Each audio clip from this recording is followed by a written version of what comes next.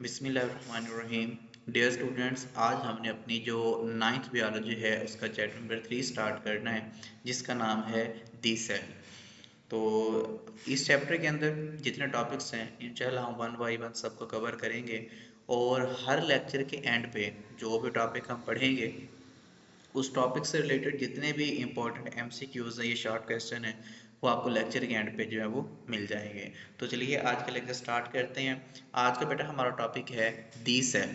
अगर हम बेटा सेल की बात करें तो सेल के बारे में कहा जाता है कि cell is the basic structural and functional unit of life. यानी एक जानदार का जो जिस्म है उसको बनाने की जिम्मेदारी भी सेल की है, और एक जानदार के जिस्म में जितने फंक्शन परफॉर्म हो रहे हैं, एक जानदार के जिस्म में जितने काम हो रहे हैं, वो भी किसने करने हैं? सेल ने करने हैं। यानी आप ये कह लें कि इस दुनिया में जितने भी जानदार हैं, हर जानदार का जिस्म किस चीज़ का बना होता है बेटा?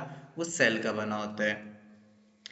देखें, जिस तरह एक बिल्डिंग बनाने के लिए या घर बनाने के लिए हमें ईंटों की ज़रूरत है, इसी तरह अगर एक जानदार का जिस्म हमने बनाना है, तो चाहे वो जानदार कोई इंसान है, कोई जानवर है या पौधा है, तो दुनिया में जितने भी जानदार हैं, हर जानदार के जिस्म बनाने के लिए हमें सेल की ज़रूरत होती है।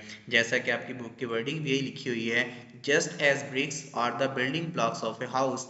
जैसा कि एक घर बनाने के लिए हमें ईंटों की ज़रूरत है, cells are the building blocks of living organism including plants, animals and humans. जिस तरह एक घर बनाने के लिए हमें ईंटों की ज़रूरत है, इसी तरह एक जानदार का जिस्म बनाने के लिए हमें सेल्स की ज़रूरत है। यानी इन शॉर्ट हम ये कह सकते हैं कि every living things from smallest bacterium to the largest whale is made of cells. इस दुनिया में जो सबसे छोटा जानदार है जिसे बैक्टीरिया कहा जाता है, और जो सबसे बड़ा जानदार है जिसे व्हेल मछली कहा जाता है, तो छोटे से छोटे जानदार से लेके और बड़े से बड़े जानदार तक हर जानदार किस चीज़ का बना हुआ है? सेल्स का बना हुआ है। ये साइड पे आपको कुछ बैक्टीरिया की डायग्राम्स भी नज़र आ रही हैं, और नीचे व्हेल फिश भी आपको नज़र आ रही होगी। नेक्स्ट बेटा, कुछ सेल ऐसे हैं, यानी कुछ सेल इतने छोटे हैं जो हमें आम आंख से नजर नहीं आते।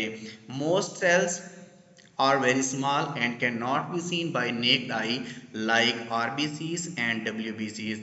यानी बहुत से सेल्स ऐसे हैं जिनका साइज इतना छोटा है जो हमें आम आंख से नजर नहीं आते। जैसा कि अगर हम बात करें रेड ब्लड सेल और वाइट ब्लड सेल, ये दोनों वो सेल हैं जो हमारे ब्लड के अंदर पाए जाते हैं, और इनका साइज इतना छोटा है जो हमें आम आंख से ये नजर नहीं आते। लेकिन इस दुनिया के अंदर कुछ सेल ऐसे भी हैं, यानी उनका साइज इतना बड़ा है जो हमें आम आंख से नजर आ जाते हैं। जैसा कि some cells are large enough to be seen with naked eye. कुछ सेल इतने बड़े हैं जो हमें आम आंख से नजर आ जाते हैं। जैसा कि एग ऑफ ऑस्ट्रिच, शुतुरमुर्ग का जो अंडा होता है, जैसे कि आपको ये डायग्राम में नजर आ रहा है, शुतुरमुर्ग भी आपको नजर आ रहा होगा, और उसके ये एग्स यानी अंडे भी आपको नजर आ रहे हैं।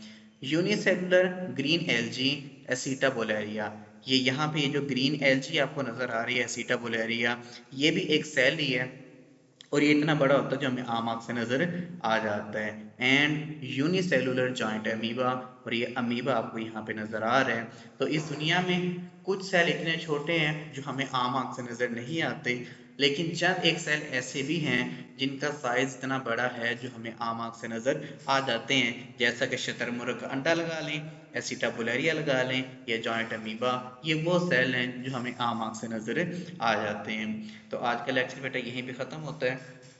इस लेक्चर से रिलेटेड जो एमसीक्यूज शॉर्ट है वो आपको यहाँ स्क्रीन पे नज़र आ रहे हैं, तो इनको एक दफ़ा देख लीजिएगा।